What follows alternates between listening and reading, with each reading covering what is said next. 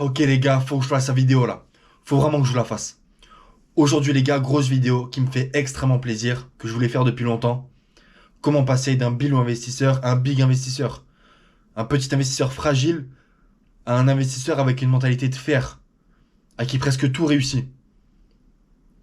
Mais juste avant de commencer, n'hésitez pas directement à liker, à vous abonner, à commenter à la fin de la vidéo si vous le souhaitez, et à me suivre sur Patreon pour les questions par mail et les coachings.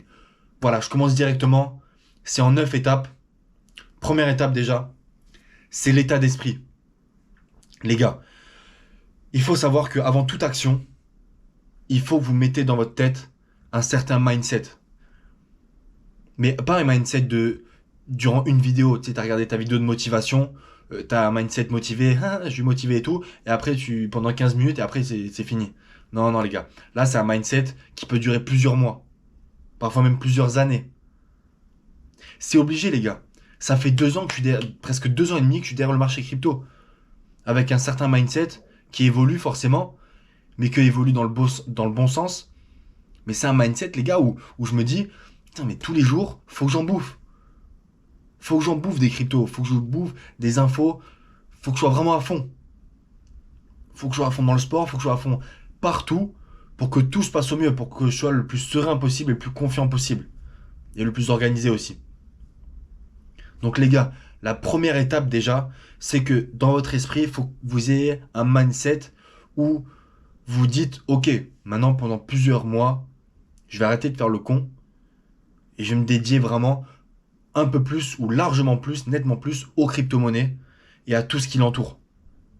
Clairement. Motivation. Les gars, fixez-vous un objectif. Fixez-vous un objectif car sans chemin, vous ne savez pas où vous allez. Donc fixez-vous déjà un objectif, un itinéraire vers lequel vous voulez aller, précisément, dépendamment de vous. Et à ce moment-là, vous y tenez. Rien que déjà vous fixez un objectif, ça va vous mettre une motivation en tête en mode j'ai envie de l'atteindre. Dis-toi que tu te fixes un objectif, tu le dis peut-être à tes amis proches, tu vois, tu vas leur dire carrément ouais je me suis fixé cet objectif, etc. Comme ça dans ta tête, tu te dis ok, maintenant que je leur ai dit, il va falloir que j'assume. Et si je veux assumer, le seul moyen d'assumer, c'est d'y arriver. Donc tu y arrives. Rien que ça déjà, motivation, et tu en bouffes. Ok. Donc mindset, les gars, super important. Avant toute chose, faut que vous disiez, d'accord, je me mets à fond, je vais me mettre à fond pendant un bon moment là. Ok. Prochain point, c'est l'éducation. En gros, ça va être sur l'apprentissage. Comment bien s'informer et en continu sur le marché financier, le marché des crypto-monnaies, d'accord? Donc, l'éducation, les gars, ça va être super important parce que ça va compléter, pardon, le mindset, l'état d'esprit, d'accord? Donc, l'éducation, le mindset, ça va être vraiment le truc en mode motivation, t'es un buff, vraiment, tu fonces tout droit. Et l'éducation, ça va permettre d'être vraiment focalisé et plus serein, plus calme aussi par moment pour justement pouvoir analyser en approfondi, pouvoir s'éduquer et analyser plus le marché et les tendances et pouvoir justement apprendre, les gars. Se former et apprendre. Ça va être le prochain point, mais les gars, c'est super important vraiment que vous ayez ce genre d'éducation et vraiment de mentalité où vous vous dites, ok, je sais que je suis à fond, je vois que je suis à fond, faut aussi que je m'éduque, faut aussi que je m'informe. Parce que les gars, il y a le chemin, c'est sûr, tu as ton objectif, mais comment tu vas faire pour y arriver? Donc, il y a le mindset, maintenant, il y a l'éducation. Donc, tu te formes en continu sur le marché. Ok les gars? Ensuite, prochain point, c'est vous êtes à fond, enfin, vous avez envie d'être à fond, vous avez le mindset, vous vous éduquez. Maintenant, ça va être vraiment de commencer petit à petit à augmenter les formations pour l'investissement et à augmenter les investissements. Alors, augmenter les investissements, ça c'est libre à vous parce que forcément ça dépend de ce que vous pouvez mettre dans le marché et ce que vous avez envie de faire comme argent, etc. et votre stratégie, et votre risque aussi. Mais ce que je veux dire par là, c'est qu'au fur et à mesure du temps, il faut que vous augmentiez tout ça. Je dis pas que vous devez passer vos journées dessus, mais au début, c'est vrai que c'est compliqué. T'as le mindset, etc. T'es chaud, mais Tu sais pas trop comment appréhender la chose, tu sais pas trop comment t'organiser, quand est-ce que tu analyses ceci, l'analyse de marché, hebdomadaire, mensuelle, etc. Quelle vidéo tu regardes, quand, parce que aussi, des fois, parfois tu suis certains youtubeurs que tu écoutes, mais tu dois forcément attendre des fois certaines vidéos, tu vois, qui peuvent t'apporter des informations. Donc des fois, lorsqu'il sort la vidéo, tu peux pas forcément la regarder tout de suite, tu la regardes un peu plus tard. Il faut savoir qu'en crypto-monnaie, vu que c'est très volatile, c'est très rapide, parfois il faut consommer la vidéo assez rapidement, tu vois, histoire de consommer la chose. Après, bien évidemment, lorsque c'est des vidéos sur certains fondamentaux de la crypto, etc., tu peux quand même les consommer plus tard. Mais lorsque parfois c'est des choses importantes sur des prochaines news qui arrivent, des tendances de marché qui vont arriver ou qui sont en train d'arriver ou qui sont là actuellement, ou des choses qui se passent, sur des news, c'est assez important de les consommer assez rapidement. Donc au début, c'est vrai qu'il faut un petit peu s'organiser et essayer de se former au fur et à mesure, petit à petit, sur les investissements et être dans la progression, d'accord? Il faut être dans la progression. Au début, ça va être un petit peu compliqué, mais au fur et à mesure du temps, tu seras vraiment calé. C'est-à-dire que ton emploi du temps journalier sur tes autres activités que tu as à faire, bien évidemment, c'est des activités de big, hein, c'est pas des activités où tu sors, tu vois, dans le jardin et tu vas faire du vélo avec tes copains tous les soirs. Enfin, tu vois ce que je veux dire? Enfin bref, en tout cas, c'est vraiment toutes tes activités que tu fais à côté qui te permettent de t'améliorer. Ben, là-dedans, il faut caler aussi les cryptos. Forcément, presque tous les jours. Les gars, un big investisseur, les gars, c'est quelqu'un qui est sur les cryptos, dans l'éducation et dans la formation des cryptos, au moins tous les jours. Les gars, vraiment, c'est hyper, hyper important. Ensuite, la prochaine étape, c'est la planification. Les gars, le plan, je parle beaucoup de la stratégie, mais c'est tout autant important d'avoir le plan, sa planification. Qu'est-ce que tu veux réellement faire avec tout ça? Quel est ton plan? Comment tu veux t'en sortir?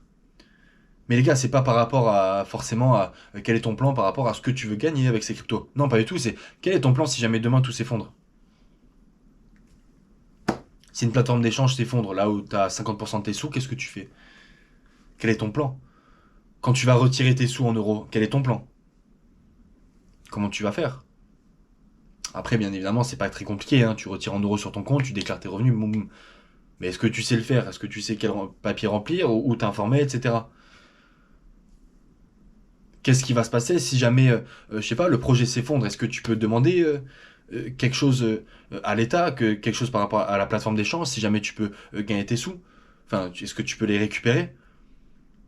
Et combien de sous tu veux réellement faire sur combien de temps? Dans combien de crypto tu veux investir? Quel narratif tu vois exploser plus tard? Enfin bref, les gars, il y a beaucoup d'exemples, mais ce que je veux dire, c'est vraiment, il faut que tu planifies tout ça. D'accord? Il faut que ce soit clair dans ta tête, il faut que ce soit logique, il faut que ce soit quelque chose de logique. Si tu te fixes un plan qui pour toi n'est pas logique et n'est pas un peu propre à toi, ça va être plus compliqué. Ça va être plus compliqué forcément parce que ben, si tu prends le plan de quelqu'un d'autre directement, tu dis le mec il te donne un plan, tu prends 100% de son plan, tu appliques exactement. Les gars, c'est pas comme ça que vous allez progresser. Certes, ça peut t'aiguiller, ça peut t'apporter des informations, ça peut te former, ça peut t'éduquer, ça peut t'apprendre. Par contre, c'est super important, les gars, de se former soi-même aussi. Donc, tu regardes le plan qu'on t'a donné, pourquoi pas, tu t'appuies un peu dessus, mais il faut avoir sa propre vision, sa propre opinion, sa propre stratégie. C'est super important, les gars. C'est propre à chacun de nous. Et je veux toujours, enfin, je défends toujours les personnes qui ont leur propre opinion, leur propre vision de voir les choses, parce que chaque être humain est différent, chaque être humain a sa manière de fonctionner, chaque être humain a son emploi du temps, et tout ça, forcément, c'est ce qui fait que on a tous notre vision et tous notre manière de fonctionner. Enfin bref, en tout cas, dans la planification, les gars, extrêmement important de planifier tout ça. Ok? Le quatrième point, je crois, c'est la gestion des risques. Là, les gars, c'est encore une fois un point super important, mais pour passer d'un petit investisseur à un big investisseur, un bull investisseur, un big investisseur, c'est la gestion du risque. Les gars, c'est un monde vraiment qui est encore assez petit, qui est super petit, hyper volatile. Il y a des crypto-monnaies qui tombent à zéro, ça peut arriver, ça arrive très souvent. Bon, c'est plus des petites cryptos et c'est surtout des choses qui sont pas trop, qu'on voit pas trop. Mais en tout cas, ça arrive. Quand tu investis sur la mauvaise crypto, il est possible qu'elle chute. Il y a des grosses cryptos aussi qui chutent. Il y a des fois, même le Bitcoin qui drive le marché, il chute de beaucoup, donc tout le marché s'effondre un petit peu. Il y a des phases. En fait, les gens ont tendance à oublier les risques parce que tout va bien pendant longtemps. C'est-à-dire que le marché va être un peu transigé de côté, va monter, ça va aller, tu vois, les gens sont à peu près contents, ils font des gains, c'est cool, on est dans une bonne vague, tu vois, c'est sympa. Jusqu'au jour où tout s'effondre, tu vois.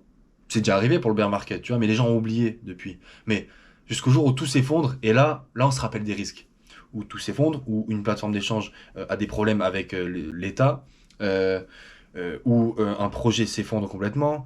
euh, les gars, je peux vous inventer beaucoup de problèmes, enfin, vous expliquer, vous prendre des exemples de beaucoup de problèmes, mais ce que je veux dire, c'est que on a tendance à rapidement oublier les risques. Et ça, faut jamais l'oublier. Surtout lorsque tu investis dans des petites cryptos qui sont hyper risquées, hyper volatiles, encore plus volatiles que toutes les autres. C'est super important de se rappeler que je prends quand même beaucoup de risques à investir là-dedans. Donc, il y a ça, et surtout, gérer votre risque par rapport à ce que vous voulez gagner comme argent et sur combien de temps vous voulez laisser votre argent en crypto-monnaie. Les gars, il faut gérer efficacement ces risques. Les gens se rendent pas compte à quel point les crypto-monnaies c'est super, super volatile comparé au marché traditionnel. En tout cas, gérez votre risque. Bref, prochain point, c'est la patience et la discipline. Les gars, un bilou, jamais il sera patient et discipliné, c'est impossible. Ça fait partie des bigs investisseurs. Donc si tu veux en devenir un, il faut que tu sois patient et discipliné. C'est deux fondamentaux, encore une fois, c'est primordial, extrêmement important. Si vous l'avez pas, vous ne serez pas un big investisseur, vous exploserez pas, ça c'est sûr. Ce qui est bien avec ces deux traits de caractère, c'est que ils se mélangent bien, tu vois, ils se fusionnent entre deux. La patience et discipline, les gars, quand on parle de patience et discipline, c'est pas sur quelques semaines, tu vois, même quelques mois. Comme je vous l'ai dit tout à l'heure, ça fait 2 ans et demi que je suis devant les cryptos. 2 ans et demi. Je dis pas que j'y suis depuis 2 ans et demi, 7 sur 7, 24, enfin 7 sur 7. C'est-à-dire que tous les jours je suis devant. Non. Mais par contre, ça fait un bon moment maintenant que je suis presque tous les jours devant. Sans exception. Et cette patience et cette discipline fusionnée fait que déjà t'es beaucoup plus calme parce que tu as l'habitude en fait de côtoyer ce monde-là. Donc la discipline fait que. Et la patience fait aussi que ben, un jour ça paye, forcément. Si t'es pas patient, tu t'attends à ce que ça paye sur plusieurs semaines ou plusieurs mois. Mais du coup, si jamais ça arrive pas et que t'es pas forcément patient, bah t'abandonnes ou tu gâches ou tu brades et tu fais n'importe quoi. Par contre, si t'es là depuis longtemps, comme tous ceux qui ont vécu le bear market et qui sont encore là, je parle en connaissance de cause, et qui sont là et qui lâchent rien, les gars, c'est eux qui vont être le plus récompensés. J'ai hâte vraiment d'être encore plus récompensé que je ne suis déjà. Parce ce qui va arriver, on s'y attend pas. Mais ce qui va arriver, ça va être vraiment big, les gars. Vraiment. Donc les plus patients et les plus disciplinés, c'est ceux pour qui ça va marcher le mieux. Patience et discipline, les gars, rien que ces deux traits de caractère, si vous les respectez à la lettre, franchement, rien qu'avec ça et l'organisation, vous pouvez largement bien monter en crypto. C'est vraiment ces deux traits de caractère qui sont extrêmement importants. Ensuite, prochain point, le sixième, c'est apprendre de ses erreurs. Je l'ai déjà expliqué un petit peu dans une vidéo, mais par exemple le bear market, je me suis fait un petit peu avoir et j'ai appris de mes erreurs depuis. Et c'est même grâce à ça en fait que je me suis vraiment lancé à fond, à fond, à fond dedans. Donc les gars, c'est pour ça que c'est extrêmement important de toujours, toujours, toujours apprendre de ses erreurs. Toujours, il y a toujours quelque chose à apprendre, tout le temps. Quand tu gagnes, tu apprends. Quand tu perds, tu apprends. Tout le temps, les gars. C'est pas parce que tu gagnes de l'argent qu'il y a pas, il y a forcément une explication et quelque chose à en apprendre. Donc c'est peut-être quelque chose que tu savais déjà forcément parce que tu as planifié tout ça, que tu as organisé tout ça par rapport à ta stratégie. Donc oui, si ça atteint ce que tu as prévu, forcément, tu le sais déjà. Tu l'as déjà appris. Mais il y a toujours quelque chose à apprendre. Pourquoi ça a fait ça? Pourquoi c'est monté? Pourquoi ça a atteint ton palais de vente? Pourquoi c'est en train d'exploser par rapport aux autres cryptos? Tu vois? Et encore plus quand t'as des pertes. Quand tu as des erreurs, quand tu commets des erreurs, Il y a toujours quelque chose à apprendre, c'est extrêmement important. Les gars, j'ai pas envie de m'étaler de pourquoi, du comment et de vous sortir 100 000 exemples. Mais c'est hyper simple comme phrase. Apprends de tes erreurs. Et c'est quelque chose qu'un big investisseur continuera de faire tout le temps. Tout le temps. Les gars, c'est possible qu'il y ait beaucoup parfois de choses qui peuvent paraître comme bateau. Mais il n'y a pas de secret, les gars. Travail, discipline, patience, confiance, etc. Mindset. Apprendre de ses erreurs. C'est ce qui fait qu'on monte en crypto. C'est ça, les gars. Qu'on monte en crypto. Ensuite, il y a un dernier point que j'ai envie d'énumérer et qui est assez parfois les gens ont tendance à oublier, c'est le réseau et la communication. Les gars, en crypto-monnaie, il y a énormément de personnes qui s'entraident. Vous vous imaginez pas à quel point ce monde-là est vraiment un monde de l'entraide, tout le temps, constamment. Vous allez sur Telegram, vous allez sur n'importe quel groupe de crypto, de projets crypto dans les discussions, vous allez poser des questions, on va toujours vous répondre. Ensuite, il sera même possible que parfois vous commenciez à discuter avec une personne en 1v1, tu vois, en conversation, en message privé. Il t'apprend plein de choses. Tu lui apprends plein de choses, il t'apprend plein de choses.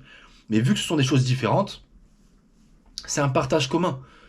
Et ça, les gars, c'est extrêmement important parce que du coup, tu te fais entre guillemets un petit réseau, ce qui fait que à chaque fois, tu vas construire, en fait, presque parfois, il y a des groupes de personnes qui se créent, donc c'est une dizaine de personnes environ, parfois, et qui vont tout le temps se donner des bonnes infos, de bons mindsets, de bons apprentissages, des erreurs que certains font qui, du coup, vont les partager pour pas que les autres les commettent.